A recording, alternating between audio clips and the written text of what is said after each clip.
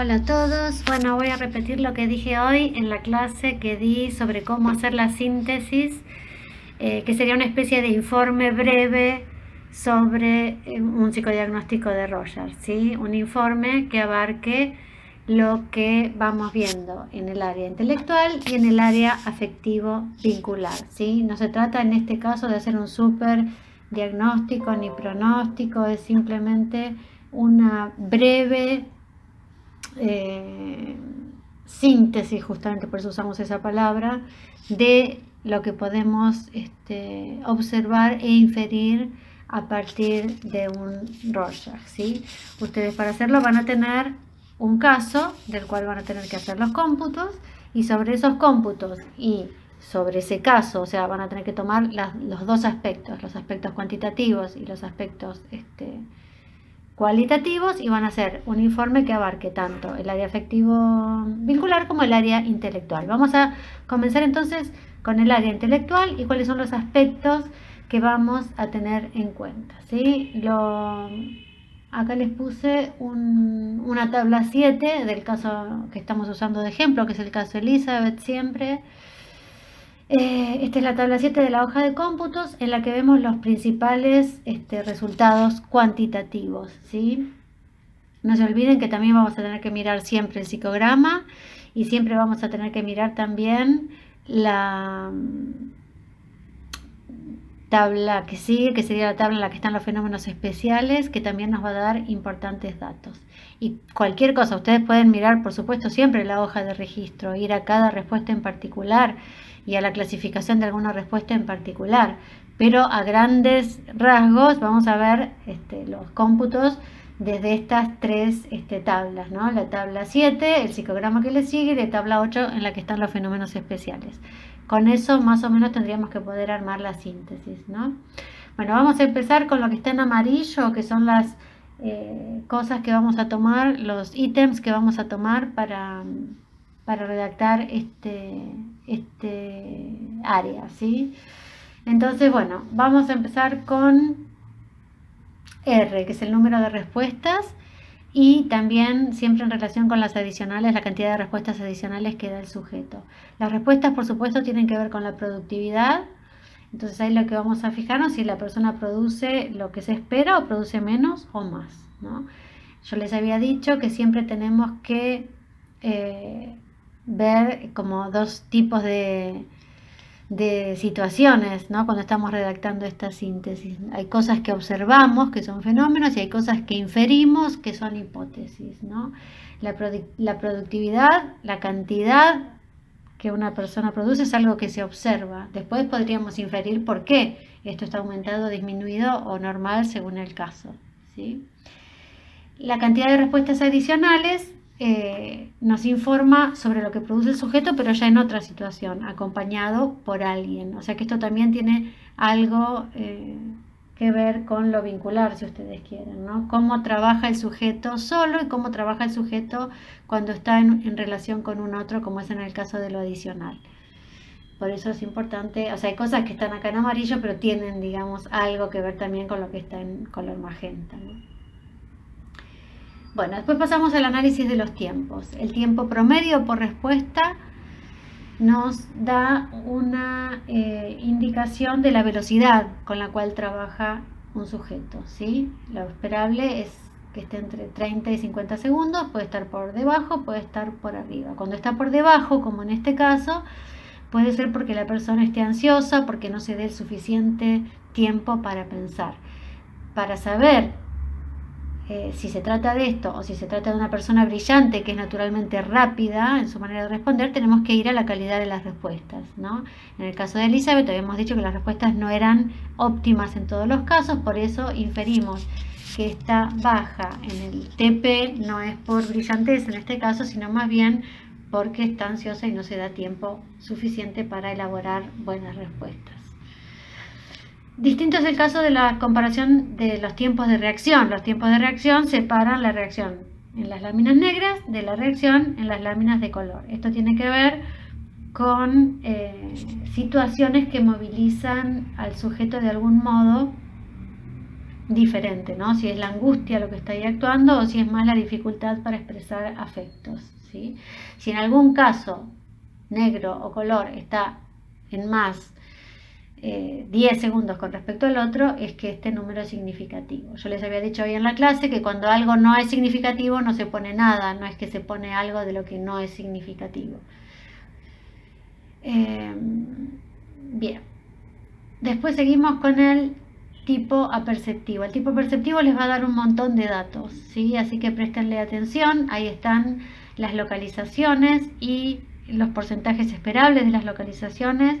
Las localizaciones tienen que ver con muchas cosas, con este enfoque, digamos, que la persona da a su mirada, si va primero a lo común o si va primero a una mirada global de las cosas o si se detiene en los detalles y se pierden las minucias de las cosas, o si es muy oposicionista. Así que bueno, presten mucha atención a esta cuestión de las localizaciones en el informe, que les va a dar, por ejemplo, el tipo de inteligencia, si es una inteligencia más teórica, que tiene que ver con las respuestas globales, si es una inteligencia más práctica, que tiene que ver con los detalles usuales, o como en este caso, que hay, si bien globales está esperable, detalles usuales está muy disminuido, que tiene que ver con esta dificultad en la resolución de los problemas cotidianos, ¿no? Los problemas prácticos.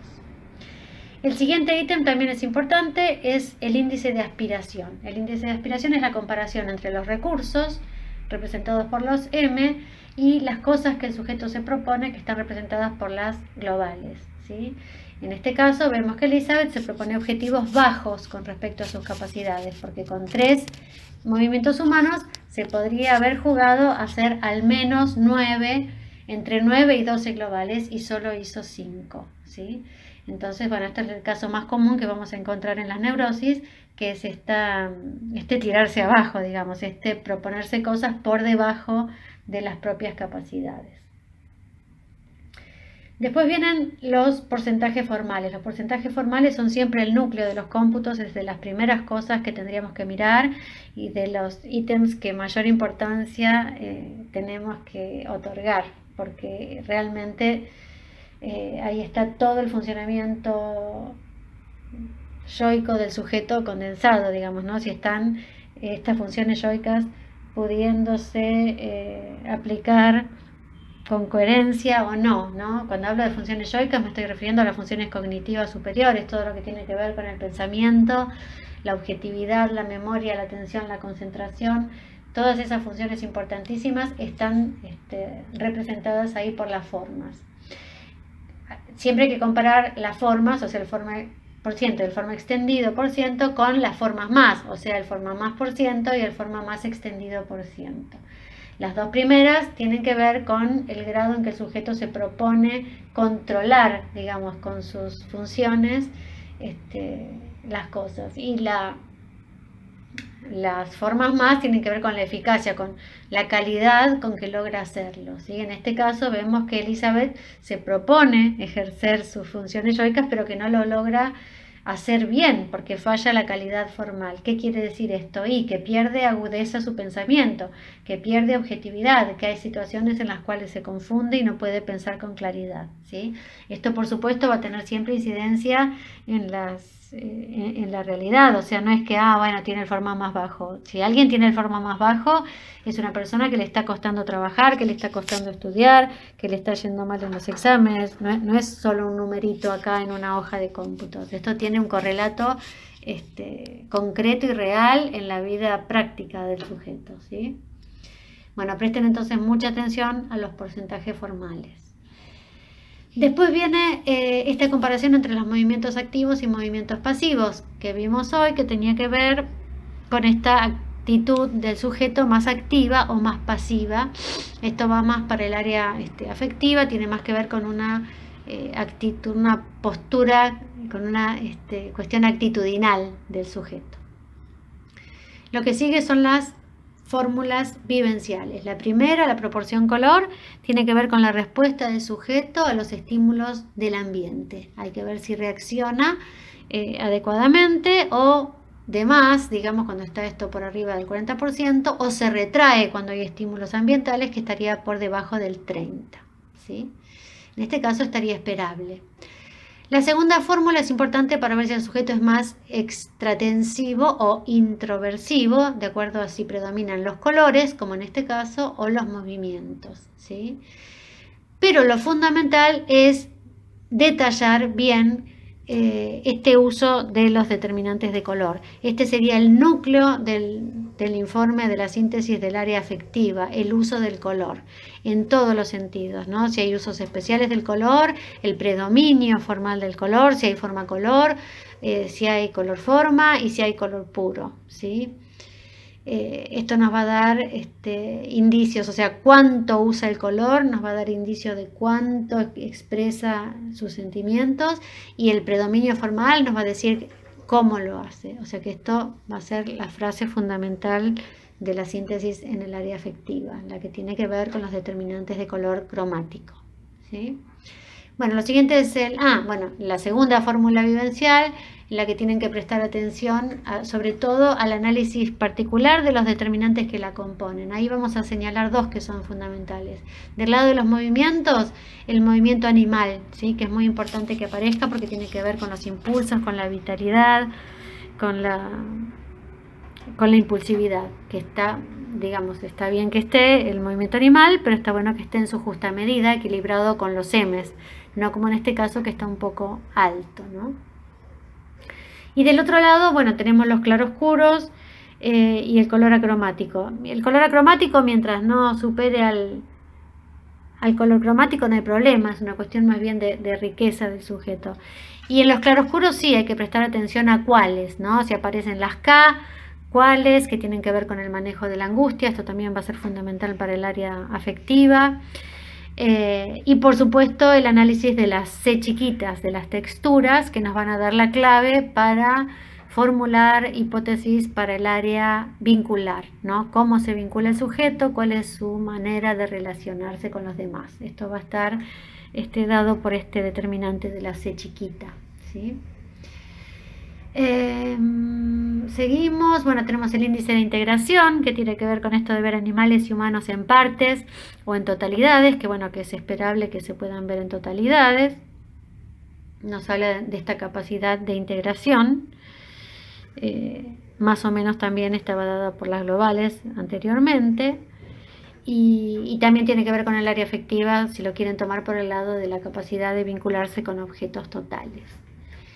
El animal por ciento, que es lo que sigue, es el índice de estereotipia, tiene que ver con la capacidad de realizar tareas en forma sistemática, es importante que esté esperable, el esperable es entre 30 y 50.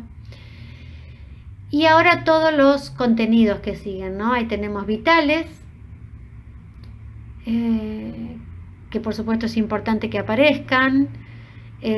Lo vital tiene que ver justamente con este contacto con lo vital del sujeto, sobre todo hagan un análisis particular dentro de los vitales, los contenidos humanos que aparecen, esto también les va a dar indicios para trabajar el área vincular, ¿no? Qué tipos de humanos aparecen, que tienen que ver tanto con cómo el sujeto ve a los demás como cómo se considera a sí mismo. Los amortiguadores, que son importantísimos para el área intelectual porque tienen que ver con los intereses del sujeto y con este área transicional, digamos, esta capacidad del sujeto de poder dedicarse a tareas que tengan que ver con lo académico, con lo laboral. Es importante que estén esperables, en este caso estarían bajos, ¿no? Habla de un déficit ahí. Y después perturbadores y siniestros son importantes en cuanto al pronóstico terapéutico, sobre todo porque tienen que ver con la capacidad del sujeto de darse cuenta y poder comunicar qué es lo que le molesta y qué es lo que lo atemoriza, qué es lo que lo está perturbando en este momento. Después vienen todos los indicadores relacionados con la frecuencia, ¿no? Que es el popular por ciento y el índice de realidad, que nos dan una idea sobre la adaptación del sujeto a la realidad, sobre su capacidad de compartir pautas de pensamiento colectivo con los demás, que es importante que estén bien, en este caso están bajos ambos. Y el original por ciento, que tiene que ver con la originalidad del sujeto, que va a estar relacionada con su creatividad, con su imaginación, etc. Y por último, el porcentaje de determinantes múltiples, que por un lado tiene que ver con la riqueza del sujeto, con esta capacidad de ver las cosas desde múltiples puntos de vista, pero también cuando está alto, como en este caso, puede también indicar una cierta movilización del sujeto, un no poder simplificar y ver las cosas de un modo más acotado, más simple. Y por último, el índice de conflicto, que en caso de un consultante está bueno que esté, porque marca este funcionamiento mixto del sujeto, que en algunos casos puede ser conflictivo, esta interrelación entre aspectos más defensivos y aspectos más descontrolados del sujeto que se escapan, que son las respuestas de barra, ¿no? Las que están ahí en el índice de conflicto. Bueno, eso sería más o menos todo lo que vimos hoy, por supuesto súper resumido.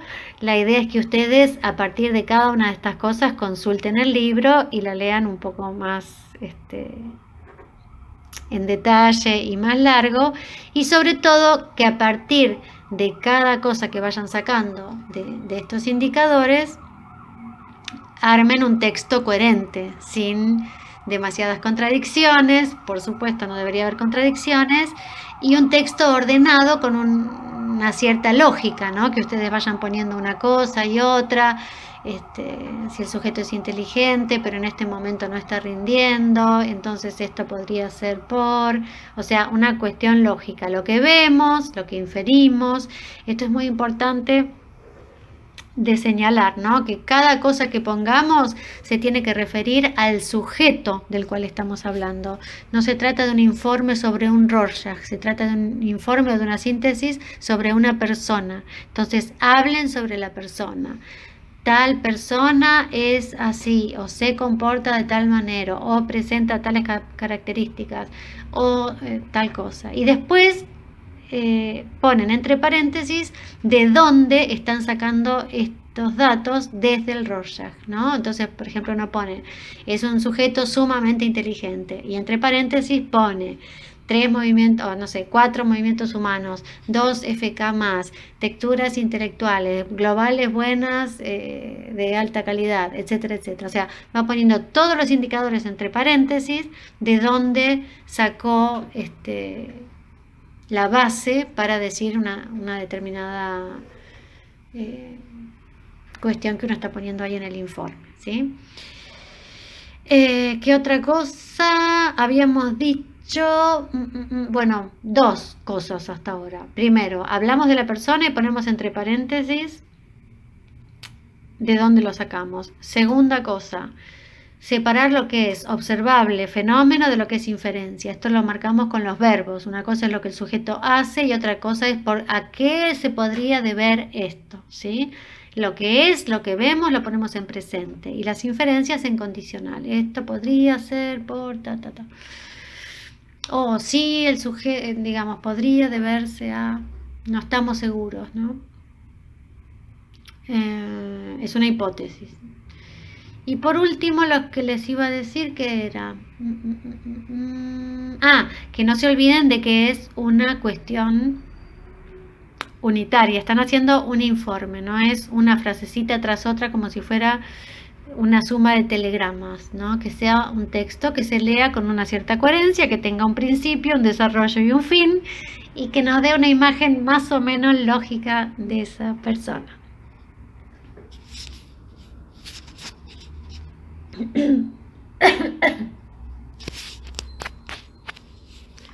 Bueno, espero que les sirva. Les dejo un beso grande. Chao, chao.